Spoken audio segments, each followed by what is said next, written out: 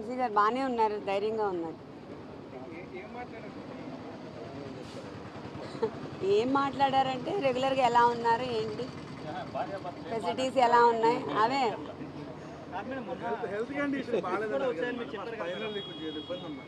దానికోసమే రిక్వెస్ట్ పెట్టాం, మారుస్తున్నారు రూమ్.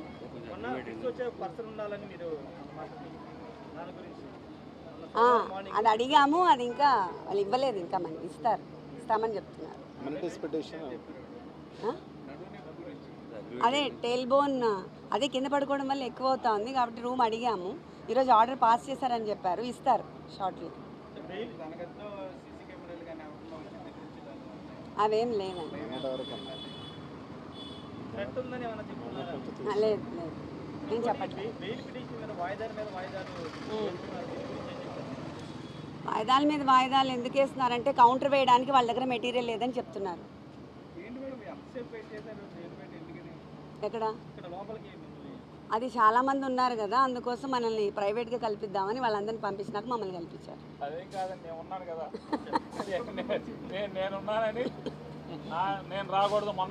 మేము చెప్తాం లేదు, ఏం లేదండి. కేవలం పేరు నాని గారు అనే అంతర్జాతీయ ఉగ్రవాది ఉన్నారని ఆయన కలవనివ్వకూడదన్న ఉద్దేశంతోనే తప్ప ఇంకోటి ఏం లేదు. మొన్న కూడా జగన్మోహన్ రెడ్డి గారితో పాటు పంకజం వదిన గారితో పాటు పేరు నాని గారి పేరు కూడా పెట్టారు. పేరు నాని గారిని, కొడాల నాని గారిని ఎట్టి పరిస్థితుల్లో ఒప్పుకోము అని కూర్చొని చివరికి ఇద్దరినే కల్పించారు తప్ప అది దాంట్లో వాళ్ళు చెప్పారు చాయిస్ వాళ్ళదే. సింహాద్రి రమేష్ అయితే ఊరుకుంటారంట సిపి గారు పేరు నానికి, కొడాల నానికి రక్షణ కల్పించలేమని చెప్పి జైలు దగ్గర మా జైల్లో మాకు రక్షణ ఏంటి, జైలు దగ్గర అంట పేరు నానికి, కొడాల నానికి రక్షణ కల్పించలేరంట. అందుకోసం అని చెప్పని సింహాద్రి రమేష్ అయితేనే బతుకుతామని చెప్తే సరే ఎవరో ఒకరు జగన్ గారికి తోడు ఉండాలని సింహాద్రి రమేష్నే వదిలాం. ఇవాళ వస్తే వంశీ గారి భార్య వస్తే పేరు నాని ఉన్నాడు కాబట్టి ఆ లిస్టులో రానివ్వరు. గట్టిగా నిలదీస్తే దెబ్బలాడి నిలదీస్తే పంపించారు. ఫోన్ నెంబర్లు ఏం మార్చలా, ఇంటానే ఉన్నారుగా, ఇంటానే ఉన్నారు. నేను తెలుగుదేశం నాయకుల్ని, పాలకుల్ని అందరినీ తిడతానే ఉన్నాను. వింటున్నారనే తిడుతున్నాను. గారిని కలవటం జరిగింది. వారికి అంటే జైల్లో నేల మీద పడుకోవడం ఆరోగ్యరీత్యా ఇబ్బందికరమైన పరిస్థితులు ఉన్నాయి.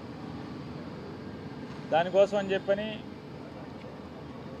జైలు అధికారులను కూడా ఆయన రిక్వెస్ట్ చేశారు, వారి శ్రీమతి గారు కూడా రిక్వెస్ట్ చేశారు. జైల్లోనే ఏదైనా గట్టున్నటువంటి లేదా అరుగు లాంటి చోటు ఉన్నటువంటి దాన్ని కేటాయించమని చెప్పని రిక్వెస్ట్ చేశారు. ఎందుకంటే వెన్నుపూసలో వారికి ఆరోగ్య సమస్య ఉంది కాబట్టి రిక్వెస్ట్ చేయడం జరిగింది. దాన్ని పరిశీలిస్తామని చెప్పి చెప్పడం జరిగింది. అలాగే వంశీ గారి కేసులో పోలీసు శాఖ, పోలీసు అధికారులు మరి ప్రత్యేకించి ఉన్నతాధికారుల పర్యవేక్షణతో కింద స్టేషన్ స్థాయి నుంచి పర్యవేక్షణ చేస్తున్నటువంటి అధికారులు కూడా ఎంత దుర్మార్గంగా వ్యవహరిస్తున్నారంటే రాజకీయ నాయకుల్ని, అంటే పరిపాలనలో ఉన్నటువంటి రాజకీయ నాయకుల్ని సంతృప్తిపరచడం కోసం, వారిని మానసికంగా ఆనందింపజేయటం కోసం పడమట సంబంధించినటువంటి ఆ ఏరియా ప్రాంతం దాంట్లో పనిచేస్తున్నటువంటి పోలీసులు ఎంత దారుణంగా కేసులు కడుతున్నారంటే 10వ తారీఖున సత్యవర్ధన్ అనేటువంటి ఒక వ్యక్తి కోర్టుకు హాజరై కోర్టుచే సమన్లు ఇవ్వబడే కోర్టుకు హాజరై నాచే తప్పుడు కేసు పెట్టించారని చెప్పిన అతను జడ్జి గారికి చెప్పుకుంటే 11వ తారీఖున ఆ సత్యవర్ధన్ మీద, వంశీ మీద ఒక తెలుగుదేశం పార్టీ 5 కంటే ఎక్కువ క్రిమినల్ కేసులు, అంటే పలు క్రిమినల్ కేసుల్లో ముద్దాయిగా ఉన్నటువంటి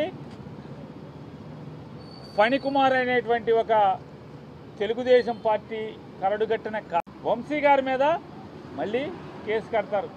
దాంట్లో ఎక్కడా కూడా సత్యవర్ధన్ అన్నగారు అనేటువంటి కిరణ్ ఎక్కడా కూడా ప్రత్యక్ష సాక్షిగా ఫిర్యాదు ఎక్కడా ఉండదు.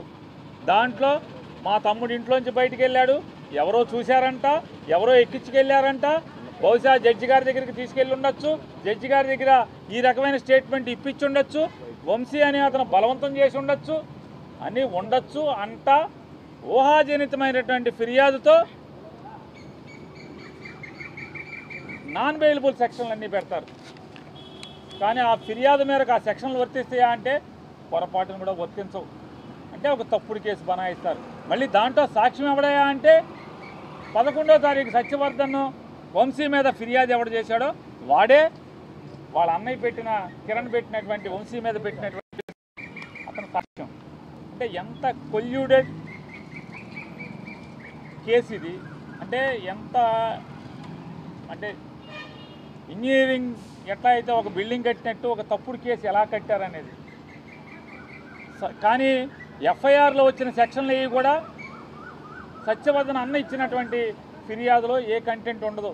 కానీ వంశీ గారు అరెస్ట్ అయిపోయిన తర్వాత కోర్టుకు రిమాండ్కి పెట్టిన తర్వాత ఆ రాత్రికి సత్యవర్ధన్ చెప్పాడనే పేరు మీద, సత్యవర్ధన్ చెప్పాడో లేదో వాళ్ళ దగ్గర ఉన్నాడో లేదో కూడా తెలీదు, సత్యవర్ధన్ చెప్పాడనే పేరు మీద పోలీసులు ఒక స్టేట్మెంట్ రికార్డ్ చేసుకుని ఆ సెక్షన్లకు సరిపడా ఇతను చెప్పినట్టుగా సత్యవర్ధన్ చెప్పినట్టుగా ఫిర్యాదు తీసుకొస్తారు. ఎంతకన్నా తప్పుడు అభియోగం, తప్పుడు కేసు. అలాగే వంశీ గారిని రిమాండ్కి పెట్టేప్పుడు కూడా మన ఎస్సీ ఎస్టీ కేసు పెట్టారు, నమోదు చేశారు. వంశీ గారిని అరెస్ట్ చేసేప్పుడు ఎక్కడికి తీసుకెళ్ళాలి? రిమాండ్కి ఎస్సీ ఎస్టీ కోర్టుకు తీసుకెళ్ళాలి. కానీ ఉద్దేశపూర్వకంగా ఎస్సీ ఎస్టీ కోర్టుకు కాకుండా వేరే కోర్టుకు తీసుకెళ్ళి వంశీ గారిని ప్రొడ్యూస్ చేస్తే దాని అర్థం ఏంటి? ఇదంతా కూడా వారు ఒక ప్లాన్ చేసి. వంశీ గారు బాగానే ఉన్నారు, ధైర్యంగా ఉన్నారు. ఏం మాట్లాడారంటే రెగ్యులర్గా ఎలా ఉన్నారు, ఏంటి ఫెసిలిటీస్ ఎలా ఉన్నాయి అవే.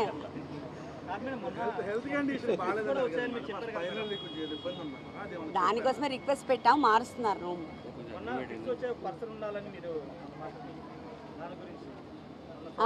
అది అడిగాము, అది ఇంకా వాళ్ళు ఇవ్వలేదు, ఇంకా మనకి ఇస్తామని చెప్తున్నారు. అదే టేల్ బోన్ అదే కింద పడుకోవడం వల్ల ఎక్కువ అవుతా ఉంది కాబట్టి రూమ్ అడిగాము. ఈరోజు ఆర్డర్ పాస్ చేశారని చెప్పారు, ఇస్తారు షార్ట్లీ. అవేం లేదండి, లేదు లేదు నేను చెప్పట్లేదు. వాయిదాల మీద వాయిదాలు ఎందుకు వేస్తున్నారంటే కౌంటర్ వేయడానికి వాళ్ళ దగ్గర మెటీరియల్ లేదని చెప్తున్నారు. ఎక్కడ? అది చాలామంది ఉన్నారు కదా, అందుకోసం మనల్ని ప్రైవేట్గా కల్పిద్దామని వాళ్ళందరినీ పంపించినాక మమ్మల్ని కల్పించారు. అదేం కాదండి, నేను ఉన్నాను కదా, నేనున్నానని